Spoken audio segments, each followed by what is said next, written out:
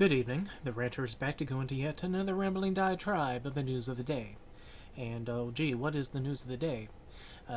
It probably is the verdict in the Donald Trump hush money trial. One of many litigations that the former president is undergoing, but we see finality in this one for the jury reached its verdict, and its verdict was guilty. Unanimous on all 34 counts of falsifying records. Now, when those who watched the trial, or what we saw in the news of the trial and Donald Trump's responses and reactions to the trial, especially as those grandstanding outside of the courtroom, then going into the courtroom, coming out of the courtroom, more grandstanding, and so forth, is he makes himself and his legal team not know what they're doing in appearance, which is kind of sad given that certain of the Trump legal team are supposed to be accomplished, well-respected lawyers. Todd Blanche is supposed to be well-respected and know what he's doing.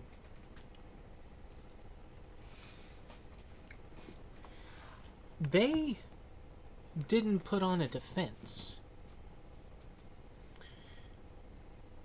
They had people that they could have called as witnesses.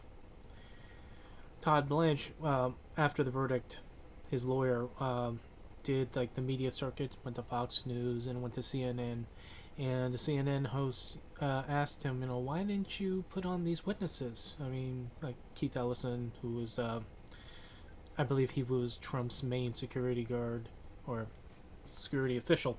If you remember him doing during the rallies during his campaign in 2016, you would always see Keith there, and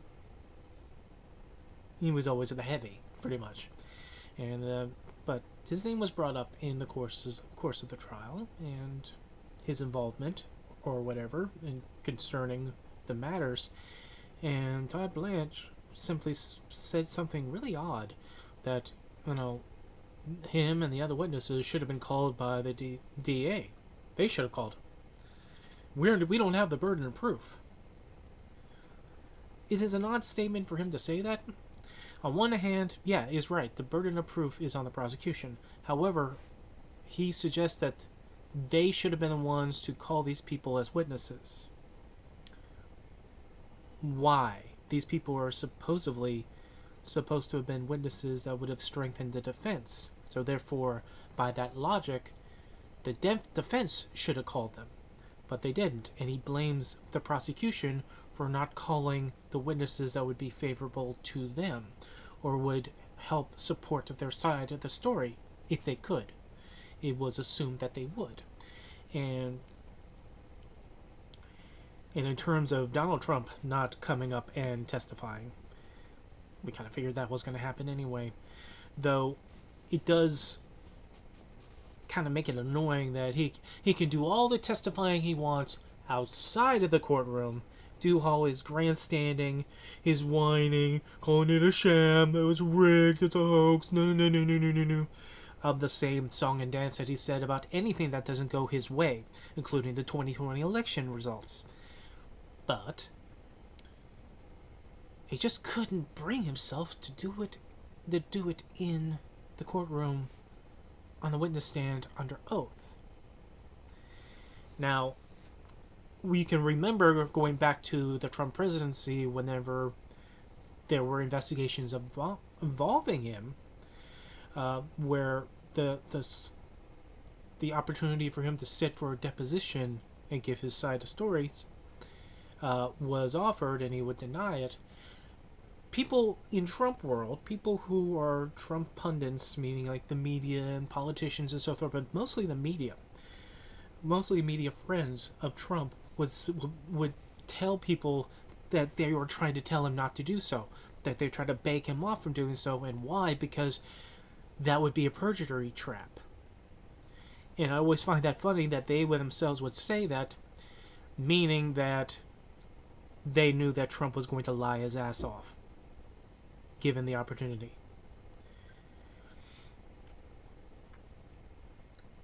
And I guess that is also the point of the defense, his defense team not wanting him to go on the stand and not calling him on the stand. Though they do say, Todd Branch did say that Trump was very influential in his defense, so that he was actually the one involved in conducting what should be done in the defense, as opposed to his lawyers, who are knowledgeable of these things, should have been taking the lead on that. But be that as it may. The one thing, though, that I know it really doesn't matter, but in a shred of morality, you have to think upon Melania and Barron, that at the time of his fling with Stormy Daniels, she just had Barron. Wouldn't it have been nice, if you buy anything of what Trump says, wouldn't it have been nice that he would go on the stand and under oath say that he did not have sexual relations with that woman?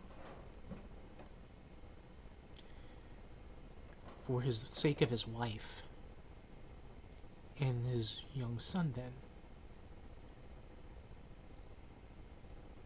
That wasn't really a factor, now was it?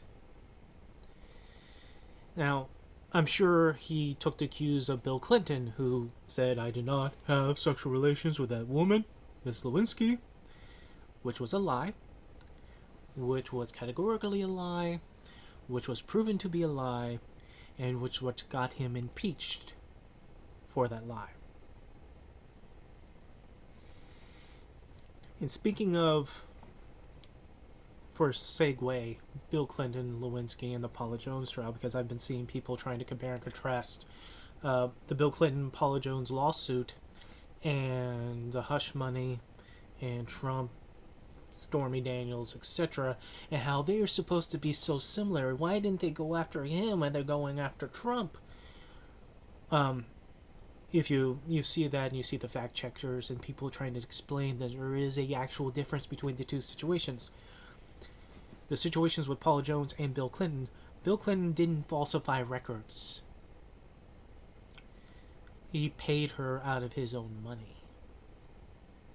And then they got a lawsuit over it. It was proven to be so, and part of that lawsuit involved his interactions with Monica Lewinsky, the thing that he denied under oath and therefore lied, which got him impeached, which got him in trouble. Proved that he lied about it. Donald Trump didn't want the story out of his cheating on Melania with Stormy Daniels. He had David Pecker of the National Enquirer, who had a catch and kill policy of any story of Donald Trump, especially during the election time of 2016. That he would buy the rights to a story and then bury it for the sake of his buddy, Trump. Trump didn't use his money, and there was audio of him and Cohen discussing how they were going to make payments to Karen McDougal, which was another woman that he had a fling with, while I think Melania was actually pregnant with Barron. They set up shell companies to pay. They falsified records to pay Stormy Daniels. They falsified the records in payment by making it seem like they were paying Michael Cohen for services rendered to the tune of the amount that was going to be paid to Stormy Daniels. So it wasn't a direct, here's the money, there. It was all these little side ventures that was the illegal part of it. And since it also comes from campaign money that donors were giving to him, which they were laundering it and washing it into the shell companies and then sending it to Cohen, so Cohen to take it to Stormy Daniels, there's the legality of it. has a criminal code in New York for it. While Trump claims that there's no crime here. What was the crime? No one can tell me the crime. No one knows what the crime is. Yeah, then why is it on the books? And be charged with it 34 times. 34 instances of this falsified records that he did. That he's convicted of.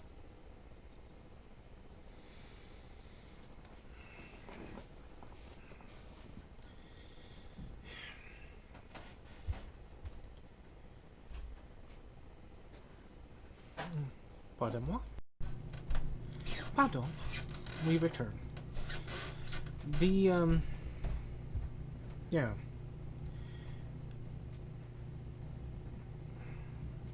When the verdict was coming out, I had thought that it wasn't going to be how it ended up. I had some doubt upon how the jury was going to handle it. There's a lot of people who are a lot of constant saturated talk about he was going to be either acquitted or was going to be a hung jury. Judges' instructions of the matter, jury instructions, actually kind of eliminated the idea there was going to be a hung jury. But given the nature of who the person was that was on trial, I did not know how would be a reasonable time frame of the jury deliberating. So when they came out and with their verdict, a little over 2 days after the closing arguments, that seemed to be a reasonable time to do so.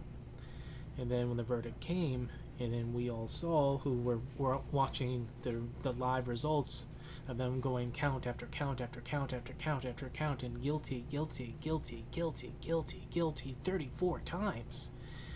And depending upon what news show you were watching that was doing an in real time, calling out those guilties, you can see their faces, no matter what side of the aisle that you are on. This is a significant historical moment in time when a former president of the United States has been found guilty of 34 counts of falsifying records, a felony. A president convicted on 34 counts of felonies.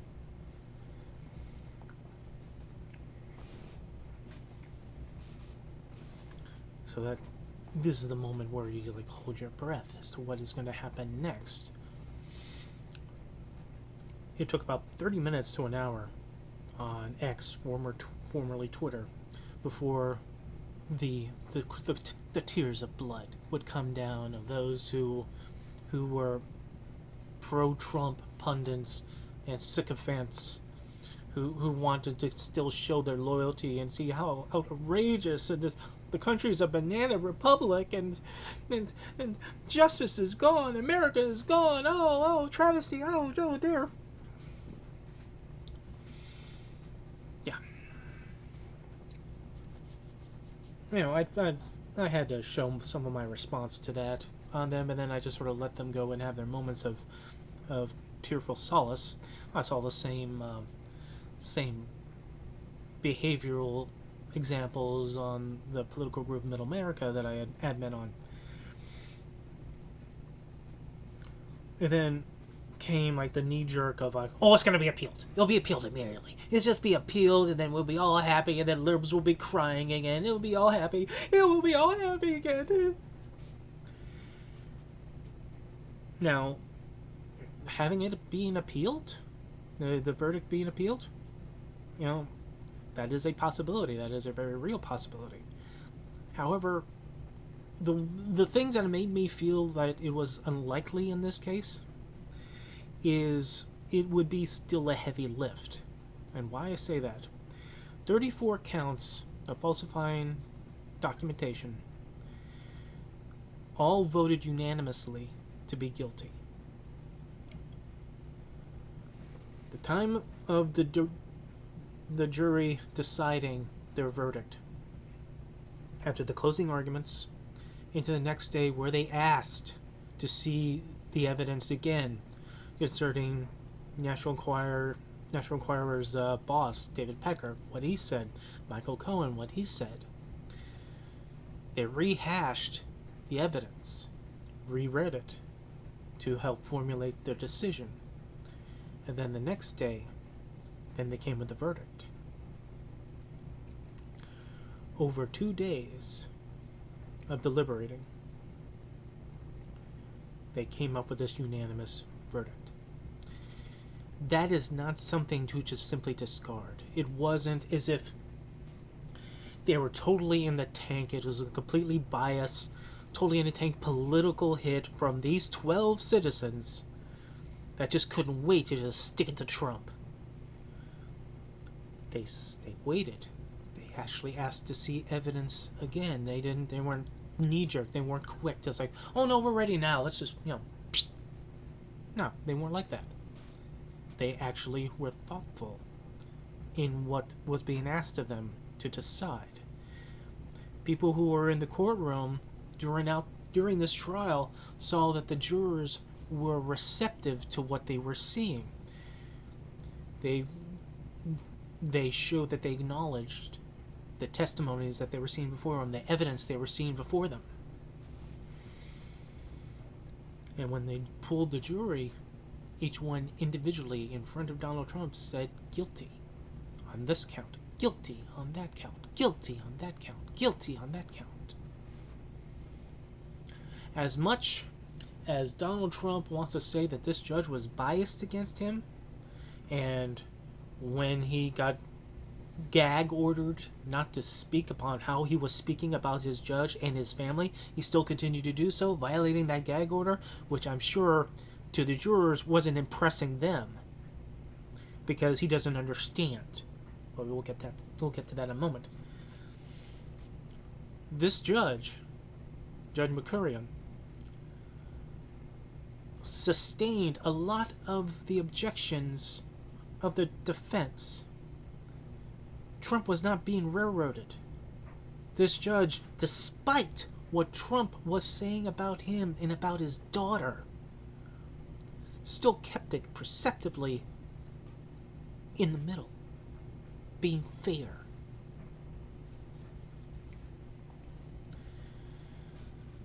Trump is great in theatrics. He is great in controlling the perception. He is, if any other faculties or any deficiencies you think he has, he still has the ability to be a savant when it comes to perceptual reality.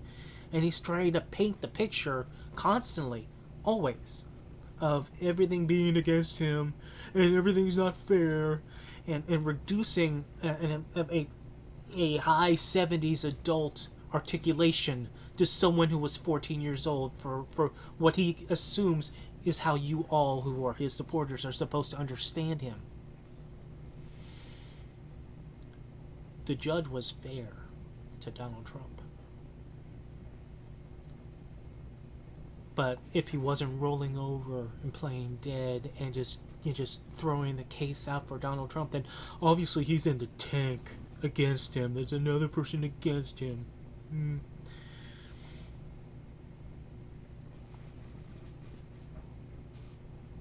This was a state matter, not a federal one, which means the Department of Justice or Joe Biden had nothing to do with the case. New York City DA is involved in that state level. Even for calls from people to Joe Biden to pardon him, he can't pardon him. It's a state matter. So they want him to pressure the mayor or the governor to pardon him.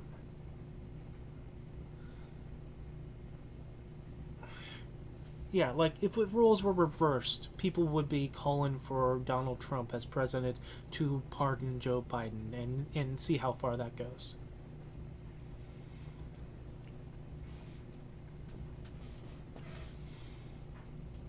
Now, as opposed to what he will be sentenced with, from what I understand, the charges, the max punishment would be 4 years in jail, in prison.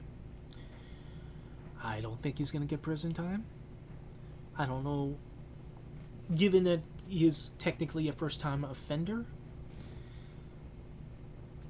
I don't see prison time coming down the pike, and given the nature of his fan base, I don't know how that would be received. Though I will make a note that no matter how many people shows up at a rally, to make the rally so big, even though he'll inflate the numbers of it being bigger, so 3 to 7,000 people show up at a rally, all of a sudden they become 30,000 people. You don't see that 3,000 people showing up in solidarity and support of Donald Trump at the courthouse. People did show up, but not in those numbers. Not in a number of a rally. Which kind of makes me wonder about that. It makes me wonder that no matter how devoted and how diehard people say that they are, that they will dress up and they will say the ridiculous things they will about politics in support of their deifying Donald Trump. They do that when they go to a rally where they're being entertained. It's entertaining to go to a rally, to hear Donald Trump speak, to own the libs. That's an entertaining thing. The dancing bear is entertaining you. However, when the dancing bear is at court and he asks his supporters to come en masse in solidarity for him, and they don't show up. Only a trickle. And when the first came out and asked for the support and no one showed up, Donald Trump would lie and say, "Oh, the cops has locked the place down. It's totally locked down. It's like a fortress. No one can get in here." Bullshit, because there is video footage of the courthouse surrounding, and the ground surrounding. There's plenty of room for people to be there. And they were there. Trump supporters and protest counter supporters who were there, especially when the congressional sycophants showed up to show their support and wear the matching ties for their dear patron who is under persecution. It's just funny how the counter protesters drowned them out while they were trying to make their points, and they were making an emotional stance so they can score brownie points with their God King boss.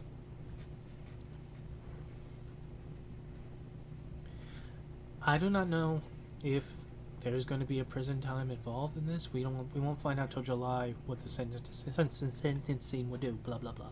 Sorry.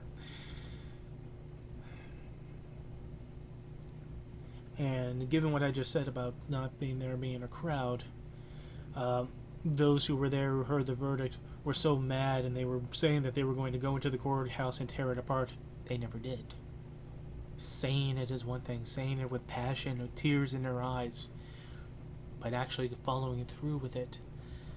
You know, they showed up at January 6th at the Ellipse, hearing Trump and the others telling them to fight like hell, that this is their country, they're taking it back, this is happening to them, revving them up weeks prior on Parler, talking about this was going to be a 1776 moment, take back the country. But here,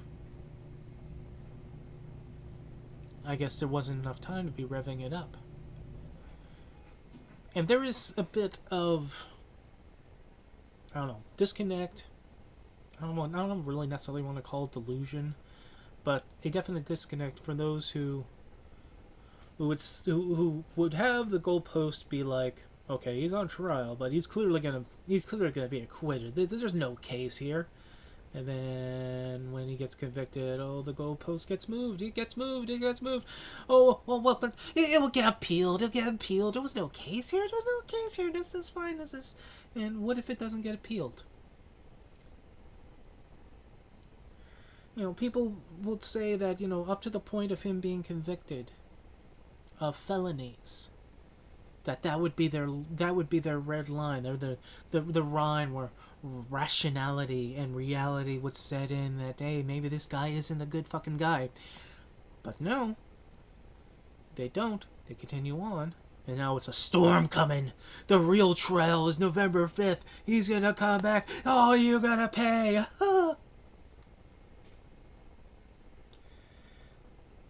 As somebody who for those dozens who've watched my videos over the years, knows that I am a supreme critic of Donald Trump. I find him unqualified and disqualified piece of shit to ever be president of the United States. Wasn't all that impressed of him being president.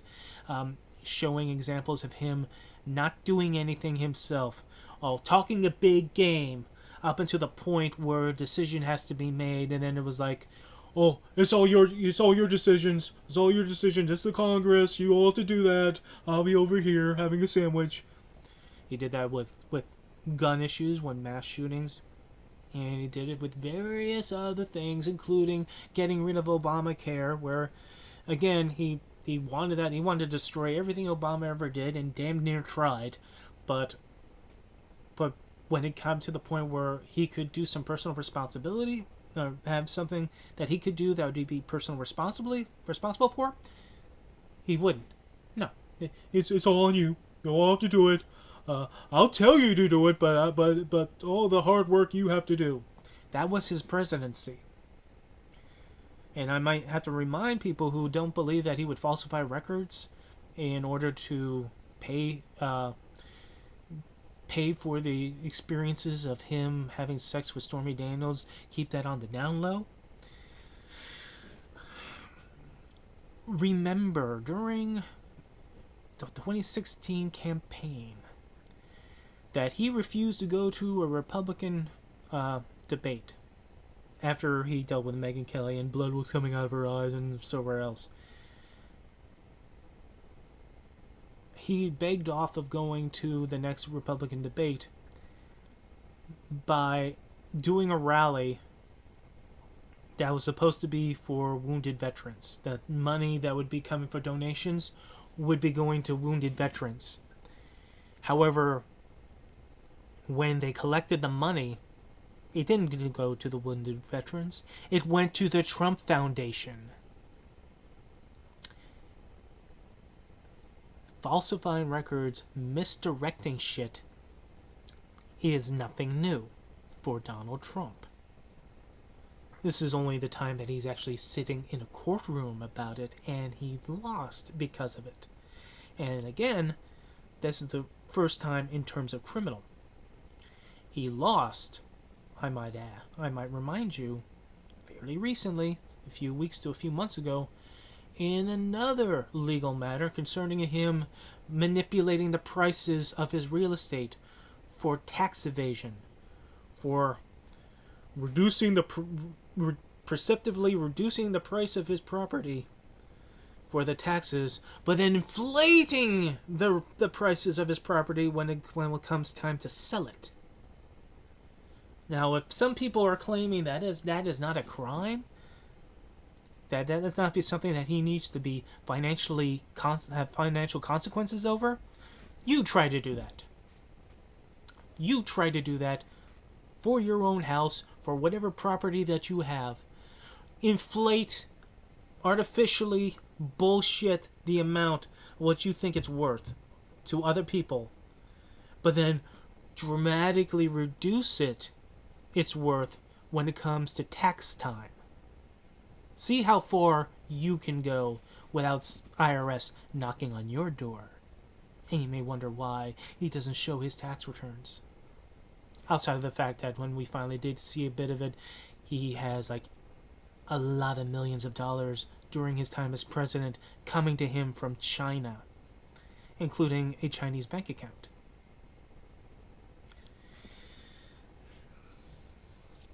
So, none of this is new.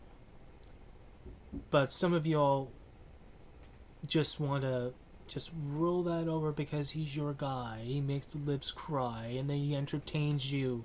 He's your dancing bear, so you will back him, except for standing outside the courthouse. But you will back him.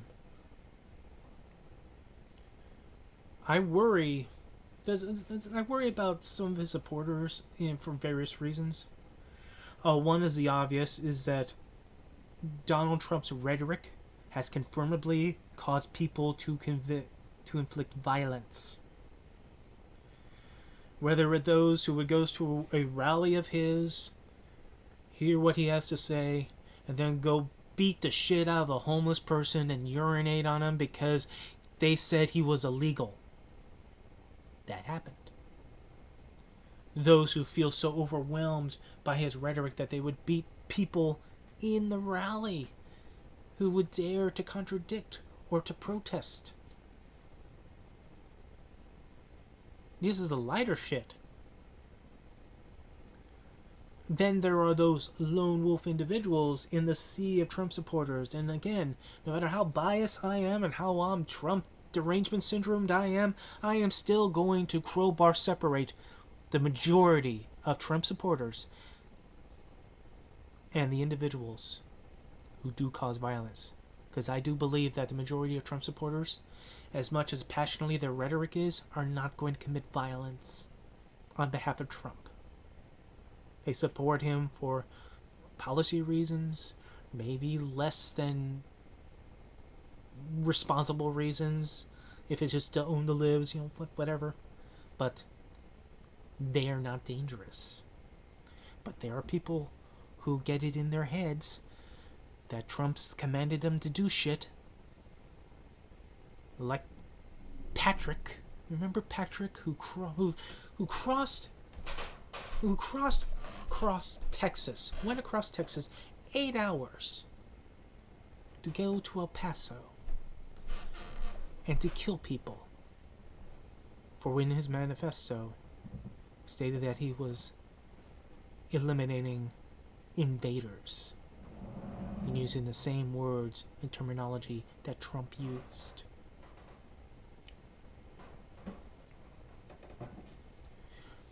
Those Trump rioters, not supporters, not protesters, on January 6th.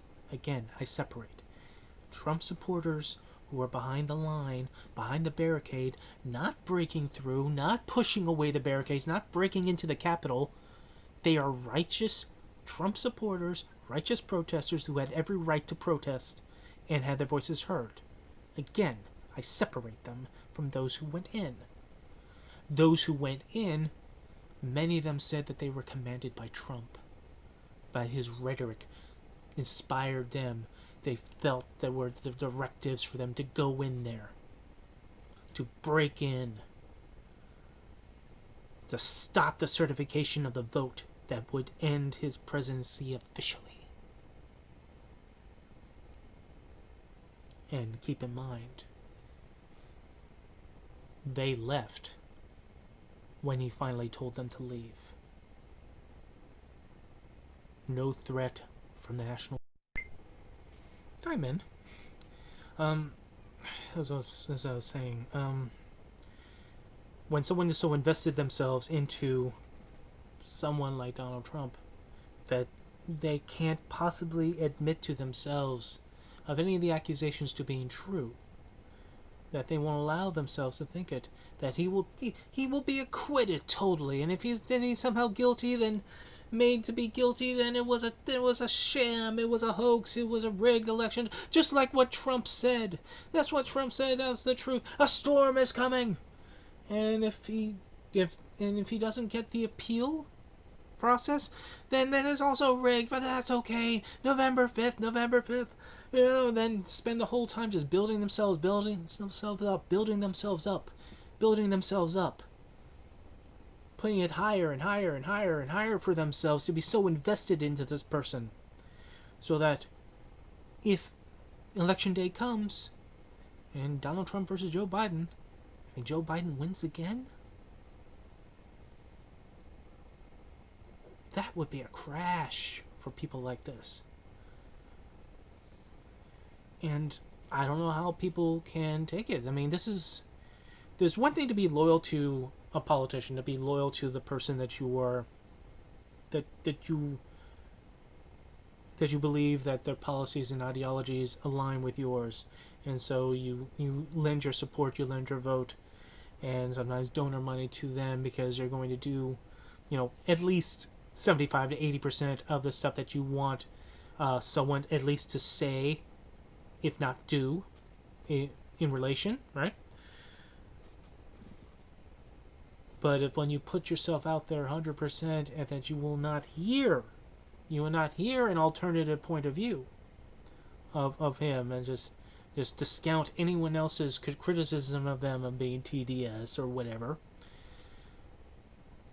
Imagine your worldview, your reality, which is wrapped around this person who creates his own perceptual reality and makes his sycophantic, you know, underlings, his gerbils, prop him up in that reality, just so that they can get his money, or get his support, or get his fan base to help them in their own personal elections, because if you're a big old MAGA for Trump, then the MAGA base may come out and save you, may save them in their own political campaigns and their own political aspirations. But what if he goes down? What if he doesn't win the election again? Are you going to cry foul that it's another rigged system, it's all rigged, this and that, and that's the only way he can lose? At some point, when does reality hit? That perhaps he lost because he lost. He never won a popular vote. And the last time he lost it by millions. And the people who voted against Donald Trump, including me, were not voting for Joe Biden. We were voting against Donald Trump. Joe Biden's name just happened to be there as the alternative. So don't think it's anything to do with loyalty to Biden, because I heard someone trying to claim that there are Biden-esque cultists out there gaslighting as much as there are Donald Trump cultists out there, and that's okay, but wherever that is.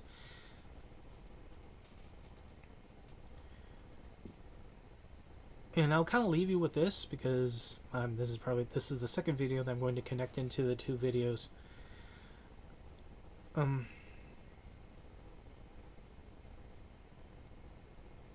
If Donald Trump wins the White House, it won't be the end of my world. I won't cry foul over it. I think his activities on January 6th kind of makes it really, really bad that he would win the White House again. That sets a horrible precedence of what a politician, if he has that such rabid fan base, could do, what we would be able to do. They tried to set up fake electors to try to change the outcome of the election. They did that. There was no electional interference from the Biden camp or the Democrats or any of that bullshit. There was 60 court cases that they proved nothing. But they put up fake electors. He revved up his fan base to attack the Capitol. He gave them aid and comfort by not calling the National Guard when they were calling the White House and the phone was off the hook to do so, from Democrats and Republicans, from local governors who were calling to ask for the authorization to do so. Ralph Northam in Virginia, and Larry Hogan in Maryland, a Democrat and a Republican.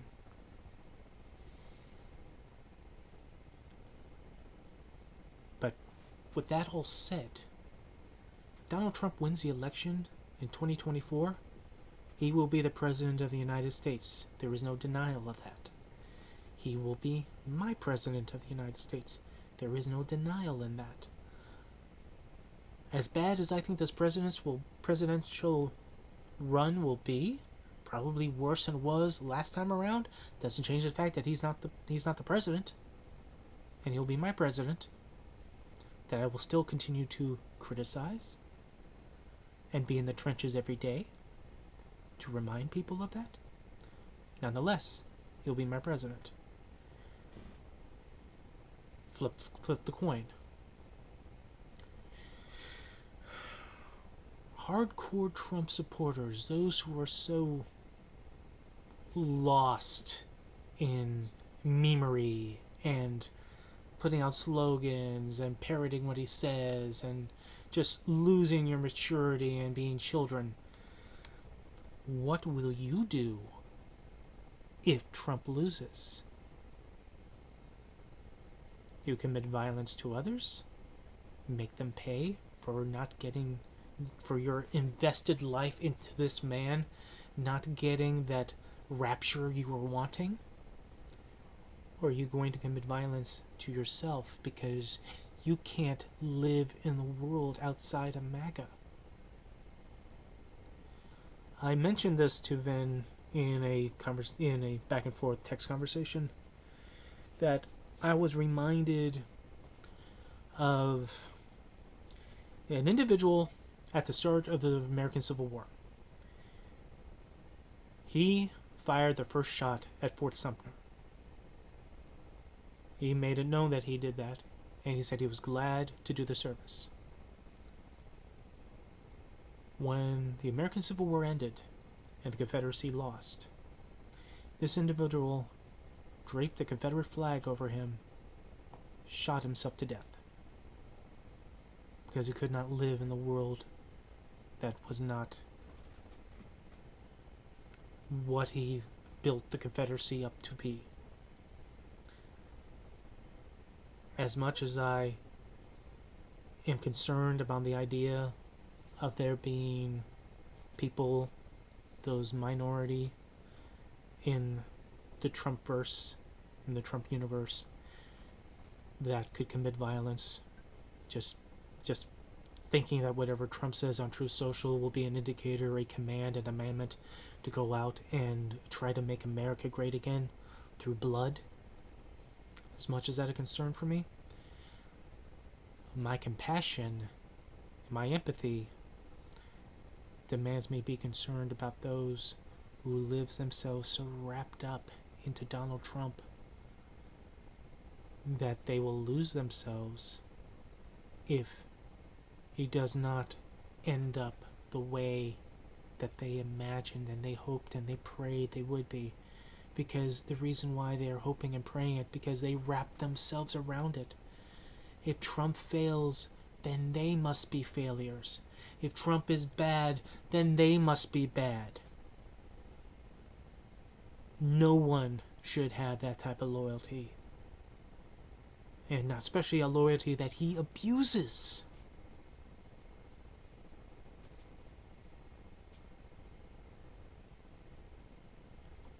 In the end, this is what happens when we are so partisan against each other for the sake of politics.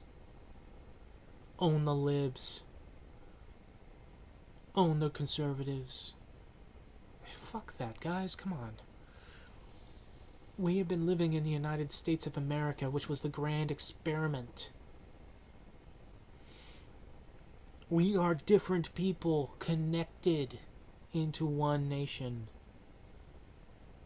Texans are different from Floridians. Floridians are different from Virginians. Virginians are different from people from Maine. But we're all divided and united, connected as a people through the universal values that we put together in our Constitution. Put together in our rights all over the years, all the span of years from the Constitution in our first presidency up to now, of our constant progression. Sometimes it was slow, sometimes it took a century, but it got there. And it's still trying to get there. It's still trying to get there.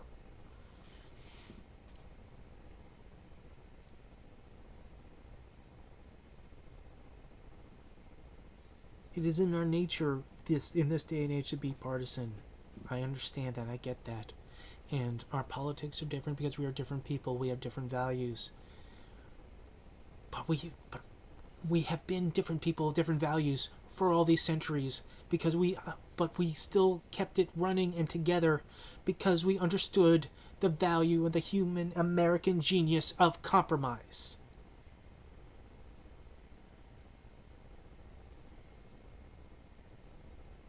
But compromise is a bad word now. And that's why our gulf between our two tribes is so great and only getting bigger that anything in the middle that actually is the working backbone of this country that takes both sides and finds the compromise to make the progression work to move us forward. The threat is us being so divided. Finding the middle is what we need to strive for, in my opinion. And that doesn't mean us going backwards from Trump. Because anything in our American history or our world history, you don't go backwards. You do not go back to the way the things that were. We're not going to go back to the 1980s for our finances. We're not going to go back to the 1950s for our morality. We can only move forward if we can get past the age of Trump. Because it is an age. It is from his Trump administration, from the campaign Trump administration, post-Trump administration, where it was all election rigging for 4 years and the nonsense never ended. That has infected other politicians to be that way because they all want to kiss the ring to gain the benefit because they're sycophants. We don't go backwards to get away from Trump. You go forwards. You take the harsh lessons that we learned, the blindsiding that a lot of us got from him winning, and how things are going and how the perceptions were skewed. Learn from all that. Know the differences. Know what's wrong. Chalk it up to experience. Move forward into something better. And something better has to be people who are existing in the 21st century. Because, again, Joe Biden, he's not my first, second, third choice to be president. And I wish they took it seriously to find somebody else for him. I'm still on the fence on if I'm even going to vote for him. I said specifically that I was not because of the border. But when they tried to do a border deal and Trump made the Republicans screw with that kind of made me feel better about Biden on the border. However, Biden's actions during the Gaza conflict flips that on his side and says, I don't want to give a shit about somebody who turns a blind eye to atrocities. We went through that before with a number of my videos. So I'm not going to go into that now because I'm trying to land the plane here. But I'm not all that interested in voting for Joe Biden. Never for Trump. I'll put in somebody's name if I have to. Unless something happens between now and then, I don't want to be involved. I will live in a Trump administration, the second administration, if he wins again. I'm not going to deny its existence. I'm not going to be that. I'm going to oppose it, as I always oppose it. But it's not going to be, it's not life-shattering. Don't make Trump losing be life-shattering for you who are his supporters. It's not the end of the world that Trump loses for you, as it won't be the end of the world for me if Trump wins. Come on, guys and gals.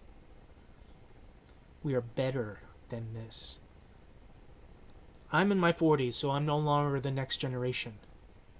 And in fact, people my age should be the ones at the start, should be at that presidential level. We shouldn't be doing we shouldn't be thinking that the eldest person in the room should be the one that should be running things. But that's another story for another time. In any event, just to land this thing finally,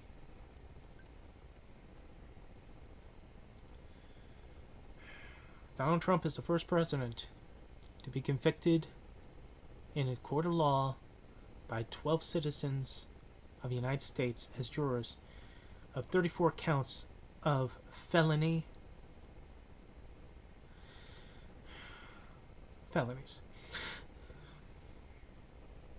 falsifying documents. One of the many firsts of Donald Trump.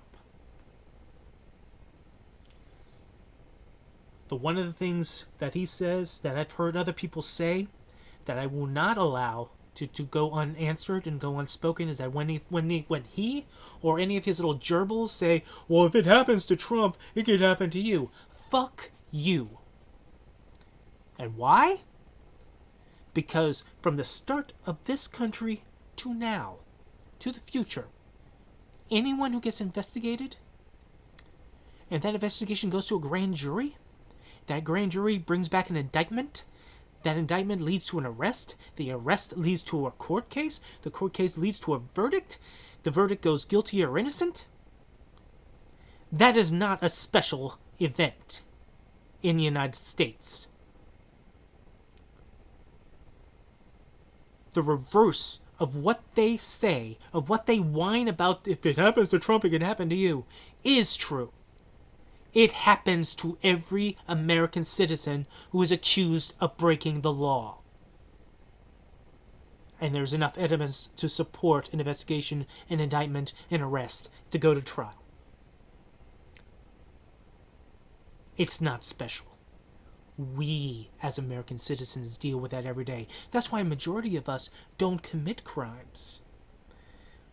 And I will not pass judgment on the motivations of those who do commit crimes, especially those who are not, committing crimes because they're evil, or maybe out of necessity or out of desperation, whatever. What is being said here is that how dare we bring God Trump down so low that he is like everyone else, because he is. He is not special, and this court case, this trial, and this conviction proves that he is no different than any other American citizen. It can happen to you because it does happen to you. They're only crying because it happened to Donald Trump. The ranter rants because the urge to rant is always rising. See you at the next one.